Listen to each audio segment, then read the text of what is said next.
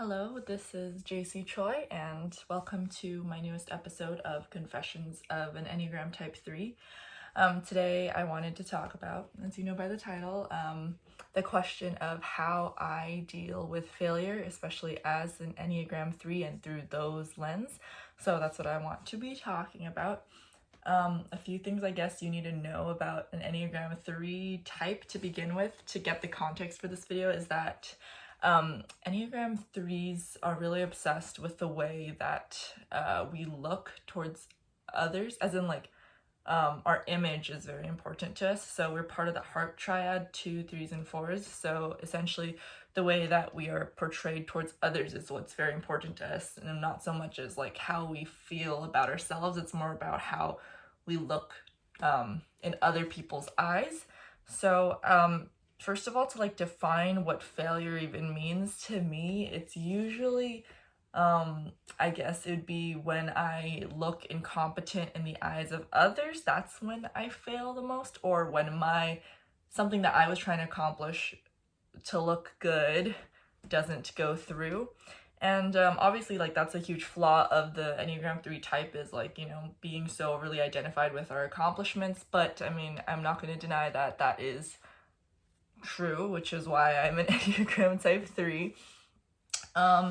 So the question of how I deal with failure, though, is usually I read this book recently. It's by Jen Sincero. It's called You Are a Badass. And essentially that book talks about taking responsibility for everything that happens in your life.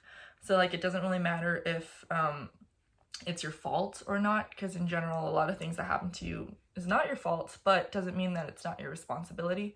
So after I read that, it really helped me to essentially empower myself and actually, number one, be proud of the things that I accomplished without feeling arrogant, and number two, when something doesn't work, to instead of victimizing myself, immediately take responsibility and find a way to better myself. So those are the two things that I like to do, especially when I deal with failure, is number one, first I identify if it's my fault or not. If it is my fault, then I figure out how to not make this happen again, how to prevent myself from getting myself here again.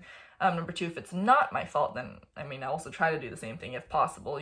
Sometimes it's you couldn't have done anything about it, but sometimes even if it's not your fault, you could have done something about it before. So first I identify that, and then once I do that, then I look at that further and figure out how to improve it. I'm not really the type to just sit there and think about me messing up and just dwell on that. I usually give myself an allotted time to grieve about something. So I'm if I did really bad on a test, I'm okay, I'll be really sad for a day, because not being sad for a day and not processing those feelings is also bad, in my opinion. So I like to sit there and process it, but also there's no point in dwelling on it for me. So I like to just process it and then essentially move on. So that would be how I kind of just get over it. But I mean, in general, as an Enneagram Type 3, I honestly think that we tend to be really good at not failing very often, and or at least in the eyes of others, right? Because I guess I have this belief that I think this is a common belief. It's just the person who is better off has probably failed more times than you. So, and you get to see the successes, and if you try to victimize yourself as oh, I can't be like them because all I do is fail, it's well, they've probably failed way more times than you, which is why they got to the point that they got, which is something that I like to work on. It's instead of dwelling on my failure and being well, this sucks, and I try not to overly identify with it. If I mess up, I'm instead of being I'm a failure, I'm yeah, I failed. But it doesn't mean that I'm a failure, me, myself. So I like to try to draw that line and distinguish between the two. And as well as being an ENTP and having polar FI, I understand that I have a hard time probably understanding my own emotions and processing them, which is why I try to give myself an allotted time. Or I talk to my INFP best friend and I ask him or I tell him hey, this happened, and then he'll be oh, do you feel this way? And then I look at myself and I'm oh, I guess I do. And he's okay, well, it's okay to be that way. And I'm well, that's very nice and empowering, because I also like to preach this message of regardless of what you're feeling, it's very valid, even if like it seems unreasonable or like illogical. Like whatever you feel is valid, and no one's allowed to tell you like you're not allowed to feel this way. Which is why I also like to tie that in with the Jen Sincero's book of like taking responsibility and not victimizing yourself, even when it's not your fault. That's why I like to like tie those in together, so that like you can have the balance between processing your feelings and feeling your feelings and not being a victim, because it's not that fun to be a victim, and it's not that fun to see your friends keep victimizing themselves, in my opinion. So I mean, if you could stay away from both or either, then like why not? Yeah, so I guess in regards to like threes, and when thinking about failure, you also have to think about success. So in the eyes of a 3, probably success would come from accomplishing a lot of stuff. So something that I saw on Twitter was someone asking like, oh, what type do you think is the most likely to try to emphasize that their time is way more important than yours and whatever. And I was like, the general consensus, which I agreed with, was a social 3, which I completely actually agree with for the most part. Of course, any type could look like this, but you know, for the most part, I could definitely see that.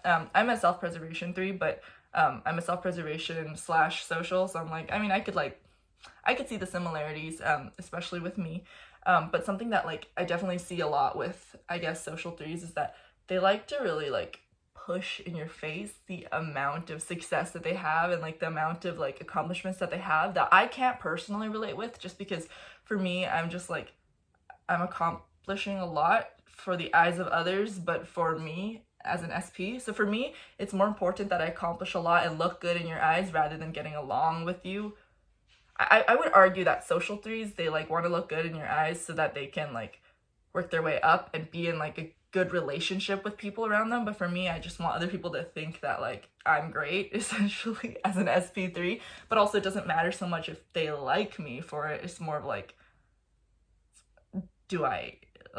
am I actually succeeding? And also, I think that also like it's a good thing, I think, that I have my 2 wing, because it kind of balances that out a little bit, where I do have consideration for others. At least I think I do. I'm not just like heartless and like I just hate everyone or something and I just want to be the best. It's not like that either, but definitely I am a self-preservation dom, which does make me wonder about like self-pres 2s and like how that would look like. If I meet one, I would love to interview them and have a conversation with them. I think that'd be really cool. But yeah, anyway, this is just my video, short little ramble on Enneagram type 3s and how we deal with failure. If you have any questions, feel free to leave comments, or yeah, send me a message or something. Anyway, thanks for joining me.